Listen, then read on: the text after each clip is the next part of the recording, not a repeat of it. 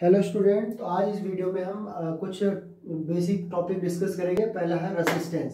तो रेसिस्टेंस क्या होता है? रेसिस्टेंस हमने अक्सर बेसिक प्राइमरी क्लासेस में भी पढ़ा हुआ है, 10th स्टैंडर्ड में।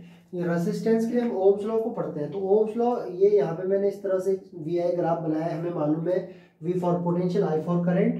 तो एट कांस्टेंट टेम्परेचर में 10th स्टैंडर्ड पढ़ा हुआ है। At constant temperature potential difference is directly proportional to current. Means अगर हम कोई फिजिकल जो कि हमारी फिजिकल कंडीशन है, जैसे टेम्परेचर को कांस्टेंट रखेंगे तो हमें एक वी और आई के बीच में जो ग्राफ मिलता है वो एक स्ट्रेट लाइन ग्राफ मिलता है। इसको 1828 में ओम्स ने बताया था। तो हम ये भी कह सकते हैं इस बेसिक जो कि बेसिक फंडामेंटल इलेक्ट्रिसिटी का रूल है, उसके बेस पे हम कह सकते हैं the ratio between potential difference in current is constant. ठीक है, मींस पोटेंशियल डिफरेंस और करंट का एक जो रेशियो होता है वो एक कांस्टेंट क्वांटिटी होती है, जिसे हम रेजिस्टेंस से इंडिकेट करते हैं, आर से इंडिकेट करते हैं। यहाँ पे आर क्या है? एक कांस्टेंट है। ठीक है, क्या है? कांस्टेंट है। और इसको हम इस कांस्टेंट को हम क्या कहते हैं? रेजिस्टेंस कहते हैं। ठीक है, तो ये हो गया। तो इसमें देख लेते हैं डेफिनेशन क्या है इसका। Resistance of a conductor is defined as the ratio of the potential difference applied across the conductor to the current flowing through it. तो देखो ये जो प्रॉपर्टी कंडक्टर की प्रॉपर्टी है, सपोज हम यहाँ पे मेटेलिक कंडक्टर ले रहे हैं जिसमें करंट आई यहाँ पे फ्लो हो रही है, तो जो पोटेंशियल होगा वो V और I का क्या होगा? रेशियो होगा। ठीक है, इसको हमने इस तरह से इंडिकेट किया मैथमेटिकली, ये इसका एक्सप्रेशन है। तो ये प्रॉपर्टी क्या है? मेटेलिक कंडक्टर की है। ओम्स लॉ एप्लीकेबल होता है मेटेलिक कंडक्टर के केस में, जहाँ पे VI कैरेक्टरिस्टिक देखते हैं, ग्राफ बनता है स्ट्रेट लाइन। ठीक, उसके बाद इसकी यूनिट क्या होगी? तो रेसिस्टेंस एक क्वांटिटी है जो कि कांस्टेंट क्वांटिटी है, ओम्स ने इसे बताया। तो पोटेंशियल को डिनोट करते हैं वोल्ट से, और करंट की यूनिट होती है एम्पियर। तो वोल्ट पर एम्पियर को ही मेजर करते हैं ओम्स में, इसके लिए ये सिंबल यूज होता है ओम। ठीक है, ये है ओम्स लॉ, ओम का सिंबल यूज होता है। तो इसकी यूनिट हो गई वोल्ट पर एम्पियर, यानी ओम से इसे इंडिकेट करते हैं, इसकी यूनिट होगी। अब इसका डायमेंशन फॉर्मूला है। तो पोटेंशियल डिफरेंस का डायमेंशन फॉर्मूला हमें मालूम होना चाहिए। इसके लिए बेसिक इक्वेशन हम पढ़ चुके हैं। V = W/Q। जो पोटेंशियल होता है वो वर्क डन बाय चार्ज होता है। W होता है आपका वर्क डन ml² T-2। इसका डायमेंशन फॉर्मूला डायरेक्ट हमें पता है, 11th स्टैंडर्ड में हमने पढ़ा हुआ है, बेसिक है इसका। और Q फॉर चार्ज, जो कि Q = I/T मीन्स 80। तो जब हम पोटेंशियल डिफरेंस का डायमेंशन देखते हैं तो ये आता है ml² T-2। अब ये 1+ है, ऊपर ले जाएंगे इसे तो ये -1 हो जाएगा, और ये -3 हो जाएगा, और A-1। तो ये पोटेंशियल डिफरेंस के डायमेंशन को हम यहाँ पे पुट करेंगे तो हमको मिलेगा ml² T-3A-1, और अपॉन में करंट, और करंट को इंडिकेट करते हैं A से। तो ये भी फिर से अगर इसको हम इसकी साइड चेंज करेंगे, डिनोमिनेटर टू नोमिनेटर इसको रिप्लेस करेंगे, तो ये आगे जाके सॉल्व होके बन जाएगा। तो ये बन जाएगा ml² T-3A-2। तो ये हमारा जो कि रेसिस्टेंस है, इसका डायमेंशन फॉर्मूला बन गया ml² T-3A-2। तो ये हमारा डायमेंशन फॉर्मूला बन गया। अब जो ये रेसिस्टेंस है ये डिपेंड करता है, बहुत ही इंपॉर्टेंट पॉइंट है, डिपेंड करता है नेचर पे। नेचर कैसा मटेरियल यूज हो रहा है उसके नेचर पे डिपेंड करता है, उसके डायमेंशंस, उसकी लेंथ या और जो डायमेंशन होती है उस पर डिपेंड करता है। फिजिकल कंडीशन जैसे टेम्परेचर पे ही डिपेंड करता है। ठीक है, तो रेसिस्टेंस जो भी चेंजेस आएगा उसमें टेम्परेचर को इंक्रीज डिक्रीज करने पे उसमें चेंजेस आएगा, उसके नेचर पे वो डिपेंड करता है, और उसके डायमेंशन पे डिपेंड करता है। और ये बहुत ही इंपॉर्टेंट एक और पॉइंट है इसमें, जो रेसिस्टेंस होता है वो इंडिपेंडेंट होता है पोटेंशियल और करंट से। तो VI का जो रेशियो है इसका इस रेसिस्टेंस पे कोई फर्क नहीं पड़ता, इससे इंडिपेंडेंट होता है ये। ठीक है, और इसका यूनिट हमने बता दिया ओम्स, और इसको यूज इस सिंबल से इसको इंडिकेट करते हैं। डायमेंशन फॉर्मूला इसका ml² T-3A-2 है, और इसको 1828 में at constant temperature potential difference directly proportional to current, और इसका जो रेशियो होता है वही एक कांस्टेंट होता है, इसे रेसिस्टेंस हम कहते हैं। तो ये हमारा बेसिक है, जो कि रेसिस्टेंस किसी भी कंडक्टर की प्रॉपर्टी है, तो वो डिफाइन करता है रेशियो पोटेंशियल डिफरेंस और करंट को। तो ये बेसिक था। अब इसके बेस पे हम किस तरह से कॉम्बिनेशन होता है रेसिस्टेंस का उसको समझते हैं।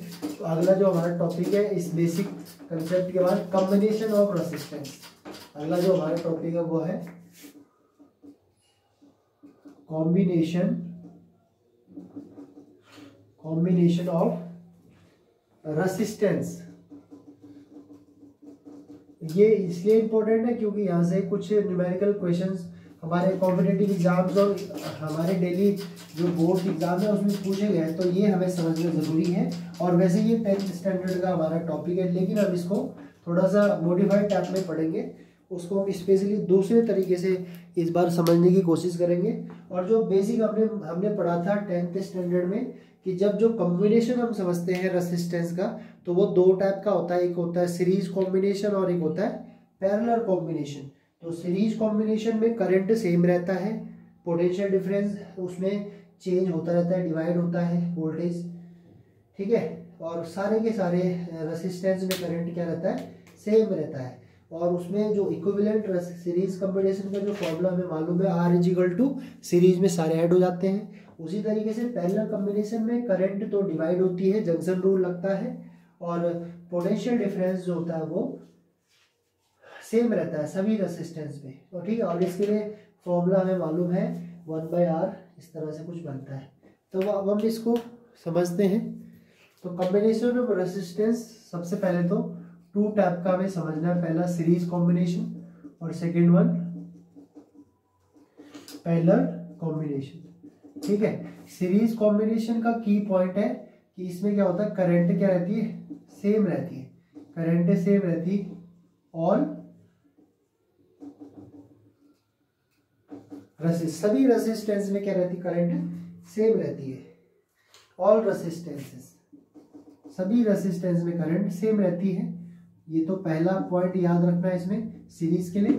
और जो पोटेंशियल है जिसे हम V से डिनोट करते हैं, पोटेंशियल जो इसमें होता है वो डिवाइडेड हो जाता है, क्या हो जाता है, डिवाइडेड हो जाता है। सीरीज कॉम्बिनेशन का की पॉइंट याद रखना हमें, इसमें पोटेंशियल डिफरेंस जिसे हम वोल्ट से मेजर करते हैं, जो पोटेंशियल होता है वो क्या रहता है, सेम रहता है, सेम फॉर ऑल रेसिस्टेंसेस, सभी रेसिस्टेंस के लिए पोटेंशियल सेम रहता है, पोटेंशियल डिफरेंस सेम रहता है।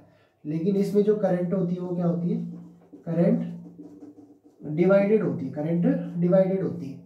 तो इसके लिए हम फॉर्मूला देख चुके हैं प्रीवियस क्लासेस में 10th स्टैंडर्ड में, R is equal to R1 plus R2 plus R3। और इसका जो स्ट्रक्चर डायग्राम कुछ इस तरीके से बनता है। ये सीरीज कॉम्बिनेशन में हमारे पास बहुत सारे यहाँ पे, यहाँ पे मैंने एक पोटेंशियल इसको इंडिकेट किया हुआ है, ये सीरीज में है, R1 R2 R3, यहाँ से करंट फ्लो हो रही है, और ये करंट I है जो यहाँ से चली, और ये पूरा सर्किट हमें बनता मिलता है।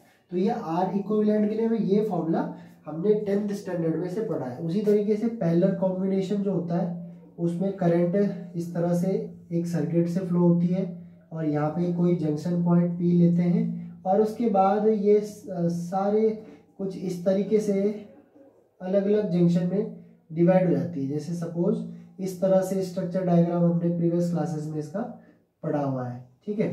तो ये हो गया। अब ये करंट कुछ इस तरीके से आएगी, और यहाँ से जो करंट है वो सेपरेट हो जाएगी, I1 और ये I2 और ये I3, क्योंकि यहाँ पे हमारे पास R1 R2 और R3 रेसिस्टर्स लगे हुए हैं।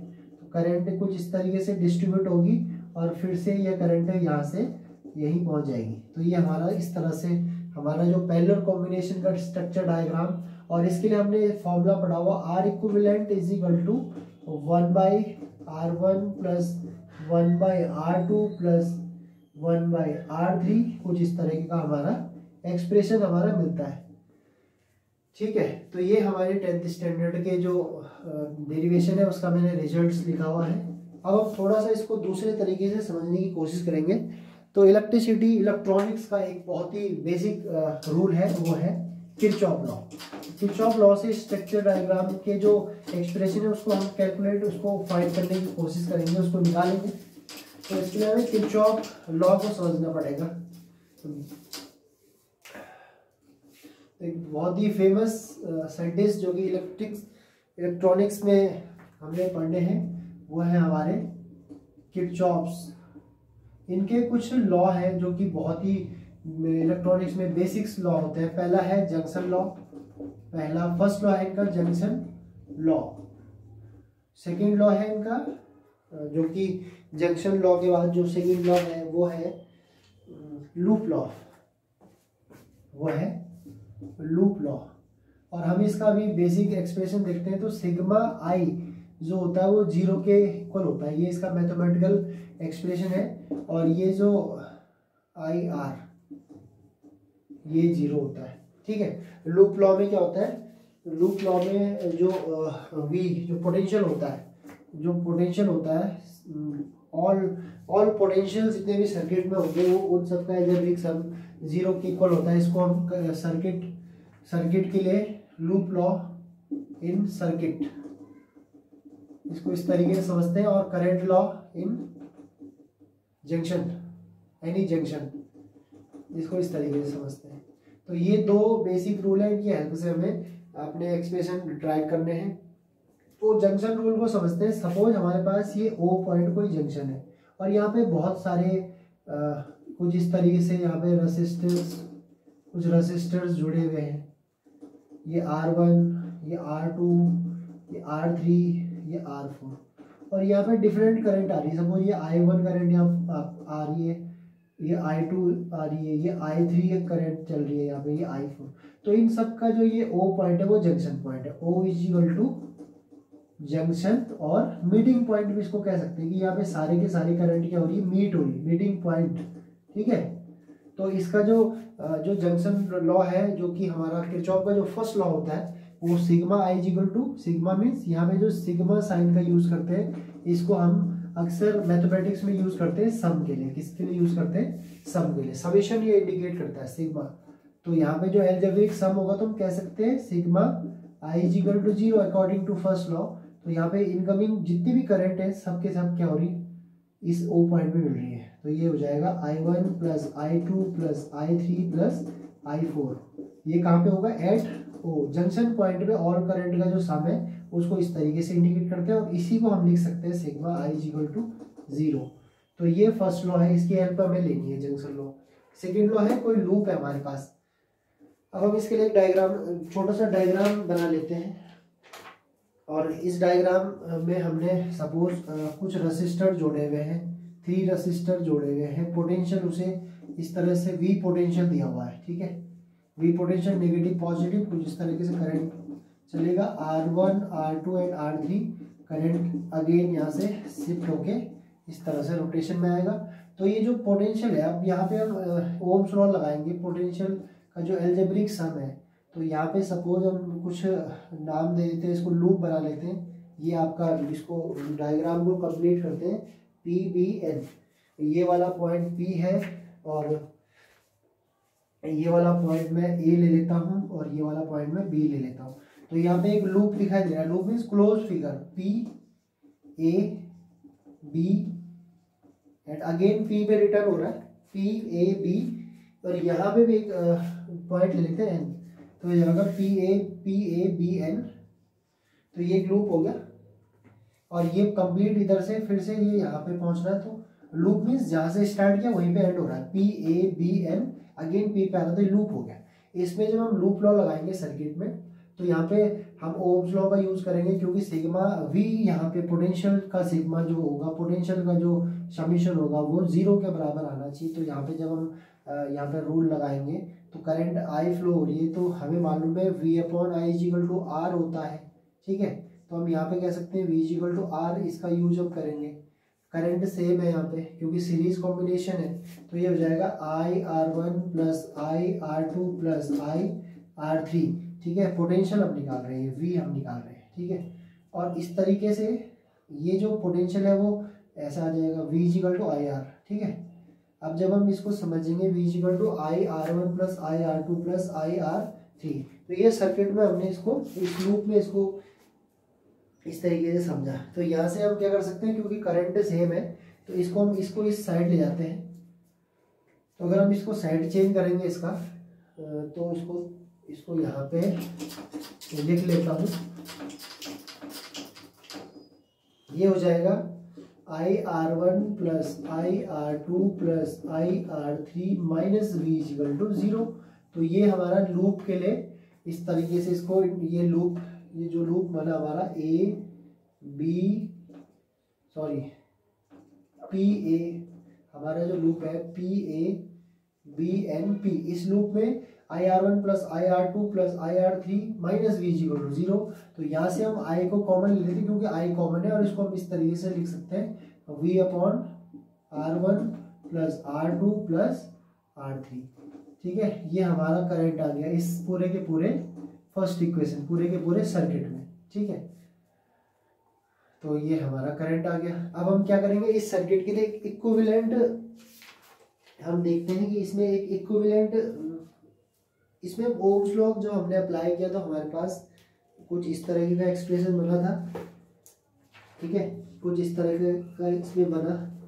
तो यहाँ पे V अपॉन आई की जो वैल्यू है इसको हमने ऐसे भी लिख सकते हैं, I is equal to V upon R1 plus R2 plus R3। ठीक है, अब हम ओम्स लॉ लगाएंगे। तो ओम्स लॉ का जो ओम्स लॉ में क्या होता है, ओम्स लॉ में पोटेंशियल और करंट का जो रेशियो होता है वो किसके बराबर होता है। ओम्स लॉ में पोटेंशियल और करंट का जो रेशियो होता है वो, अब इसको हटा देते हैं। हमारा जो एक्सप्रेशन आ रहा है लूप के लिए वो कुछ इस तरीके का आ रहा है। तो इसमें हम I equal to V upon R1 plus R2 plus R3 को हम हमने लिख दिया इसको। ठीक है, तो इसको हम रिप्लेस कर लेंगे, इसको यहाँ साइड भेजते हैं तो ये हो जाएगा R1 plus R2 plus R3 is equal to V upon, इसको जब हम चेंजेस करेंगे तो ये आ जाएगा ऐसा कुछ। ये भी फर्स्ट इक्वेशन ही है, ये इसको चेंज करके बना है। ठीक है, अब ये जो है हमारे पास ये R इक्विवेलेंस है, इक्विवेलेंट रेसिस्टेंस है, तो इसको हम लिख सकते हैं R1 plus R2 plus R3।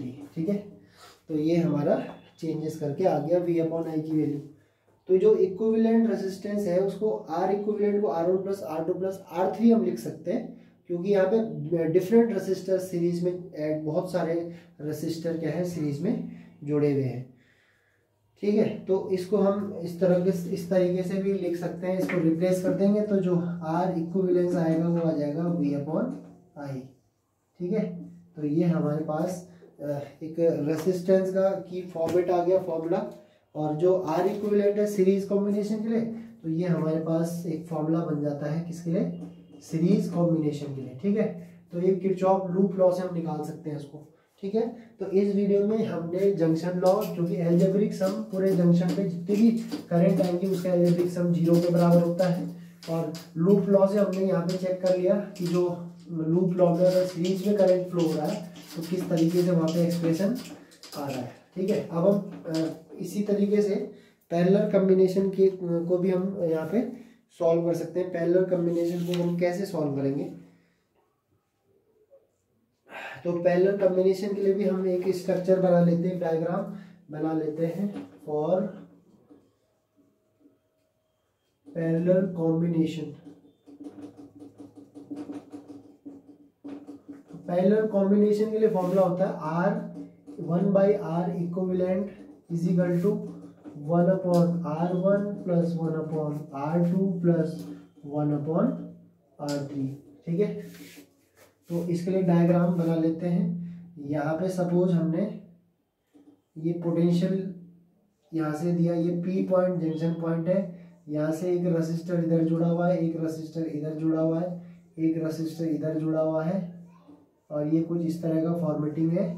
और यहाँ पे पोटेंशियल है माइनस प्लस, करंट फ्लो हुआ, I करंट फ्लो होगा इधर I1 R1 के रिस्पेक्ट में, R2 के साथ I2 करंट, और I3 करंट R3 के रिस्पेक्ट में यहाँ पे फ्लो होगा,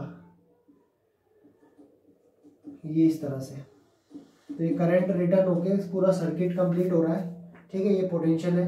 तो हमें मालूम है यहाँ पे हम क्या करेंगे, पैरेलल कॉम्बिनेशन में इसका जो की पॉइंट हमने बताया था, पैरेलल कॉम्बिनेशन में पोटेंशियल क्या होता है, सेम होता है। पोटेंशियल क्या होता है, सेम, और करंट क्या हो जाती है, डिवाइडेड हो जाती है। करंट क्या हो जाती है, डिवाइडेड हो जाती है। पैरेलल कॉम्बिनेशन में करंट डिवाइडेड हो जाती है, और आपका पोटेंशियल क्या रहता है, सेम रहता है डिफरेंट रेसिस्टर्स के लिए। हमें ये एक्सप्रेशन यहाँ पे ड्राइव करना है। तो अभी हमने इक्विवेलेंट के लिए अभी फॉर्मूला बनाया था, R इक्विवेलेंट जो होता है वो होता है V अपॉन आई। ये हमारे पास रिजल्ट्स है सीरीज कॉम्बिनेशन, हमने इसको ड्राइव किया। ठीक है, इसकी हेल्प हम लेंगे। R इक्विवेलेंस V अपॉन आई होता है तो यहाँ पे करंट डिवाइड हो रही है जंक्शन के पी पॉइंट से। पी पॉइंट हमारा जंक्शन का ये है। यहाँ पे आप देख सकते हैं R1 के रिस्पेक्ट में I1 डिस्ट्रीब्यूट, R2 के रिस्पेक्ट में I2, R3 के रिस्पेक्ट में I3 डिस्ट्रीब्यूट। तो इसमें लिखेंगे for R1, for R2, for R3, इनके रिस्पेक्ट में हम V upon I equal to R होता है। तो R1 के लिए जब हम यहाँ पे पोटेंशियल सेम है तो ये हो जाएगा V अपॉन I1, ये हो जाएगा V अपॉन I2, ये हो जाएगा V अपॉन I3। और ये क्या है, ये हमारे पास R1, R2 और R3 की वैल्यू आ गई। ठीक है, V upon I1, V upon I2, V upon I3। ठीक है, और ये जंक्शन पॉइंट में जब हमने करंट यहाँ से फ्लो की थी, करंट की जो टोटल वैल्यू थी वो क्या थी, I1, I2 और I3, क्योंकि करंट टोटल आई थी यही डिस्ट्रीब्यूट होकर बनी थी। तो ये हमारा सेकेंड इक्वेशन है, इसकी भी हमें हेल्प लेनी पड़ेगी आगे बढ़ाने के लिए इसको। तो हम क्या करेंगे यहाँ पे, अब हम क्या कर लेते हैं, हमारे पास आई की जो वैल्यू है, आई की जो वैल्यू है हमारे पास वो I1 plus I2 plus I3 आ रही है। तो अगर हम यहाँ पे थोड़ा सा इसको रिप्लेस करेंगे तो ये यहाँ से बन सकता है I1 is equal to V upon R1, उसी तरीके से I2 is equal to V upon R2, उसी तरीके से I3 is equal to V upon R3। Potential और रेसिस्टेंस का रेशियो करंट होता है, तो हमें यहाँ पे इसको रिप्लेस करना है सेकेंड वाली इक्वेशन में। I1 हो जाएगा V अपॉन R1, I2 हो जाएगा V अपॉन R2, R3 हो जाएगा V अपॉन R3। और इन तीनों से हम पोटेंशियल को कॉमन ले लेते हैं क्योंकि V कॉमन आ रहा है, तो 1/R1 plus 1/R2 plus 1/R3। ये हम इजीली इसको देख सकते हैं, यहाँ पे तीनों से V कॉमन ले लिया हमने। अब हम यहाँ पे देखेंगे I equal to V I1 R1, ये इस तरह से आ गया। ठीक है, अब ये देखो हमारे पास एक रिजल्ट ऑलरेडी यहाँ पे है, R equivalent is equal to V upon I। तो अगर मैं यहाँ पे क्या करूँ, V नो, अब मैं इसको अपॉन में ले आता हूँ तो ये हो जाएगा I by V is equal to 1 upon R1 plus 1 upon R2 plus 1 upon R3। ठीक है, इसको मैं यहाँ पे अपॉन में लिया है। ठीक है, अब देखो R इक्विवेलेंट आपका V अपॉन I है, तो जब हम इसको रिवर्स करेंगे, तो जब हम इसको I अपॉन V करेंगे तो ये क्या हो जाएगा 1/R इक्विवेलेंस हो जाएगा, ये फर्स्ट इक्वेशन से। तो यहाँ पे ये I अपॉन V है, इसको हम लिख सकते हैं 1 अपॉन R इक्विवेलेंस, तो ये हो जाएगा 1 upon R1 plus 1 upon R2 plus 1 upon R3। तो ये जो पैरेलल कॉम्बिनेशन होता है रेसिस्टर का, उसके लिए एक्सप्रेशन हमारा ये ड्राइव हो गया, जिसको कि हमने किरचॉफ के जंक्शन लॉ से, ओम्स लॉ से हमने इसको सॉल्व किया। ठीक है, अब इसके बहुत सारे न्यूमेरिकल क्वेश्चन होते हैं जिसमें कि हमें कैलकुलेशन करनी होती है। और एक और केस हम ले लेते हैं कि स्पेशल केस है हमारा, जो कि अक्सर शॉर्ट कैलकुलेशन के लिए अक्सर यूज होता है, और उसको यूज करके भी हम यहाँ पे बता देते हैं। काफ़ी बार एग्जाम में क्वेश्चन आता है 1 मार्क्स का, कि सपोज हमारे पास कोई इस तरह से स्ट्रक्चर डायग्राम है। ठीक है, ये है, और यहाँ पे R1 और R2 है। R1 की वैल्यू 6 ओम है और इसकी 12 ओम है। हियर इस वाले डायग्राम में R1 and R2 is in parallel combination, find R equivalent, इनका इक्विवेलेंट रेसिस्टेंस निकालना है। तो इसके लिए की फॉर्मूला, शॉर्ट फॉर्मूला हम यूज कर लेते हैं। अगर हमारे पास दो कभी भी रेसिस्टेंस अगर पैरेलल कॉम्बिनेशन में होंगे, तो उसके लिए हम इक्विवेलेंट अगर देखते हैं, तो हमारे पास अगर हम इसमें फॉर्मूला लगाए तो हमें मालूम है ये हो जाएगा 1 upon R equivalent, 1 upon first resistance plus 1 upon second resistance. अब हम इसका एलसीएम लेंगे तो ये आ जाएगा R1 R2, और ये हो जाएगा R1 प्लस R2, ये आ जाएगा 1/R इक्विवेलेंट। अब इसको रिवर्स करेंगे बोथ साइड, तो R इक्विवेलेंट का जो हमारे पास R इक्विवेलेंट का जो फॉर्मूला बनता है वो आता है R1 R2 by R1 plus R2।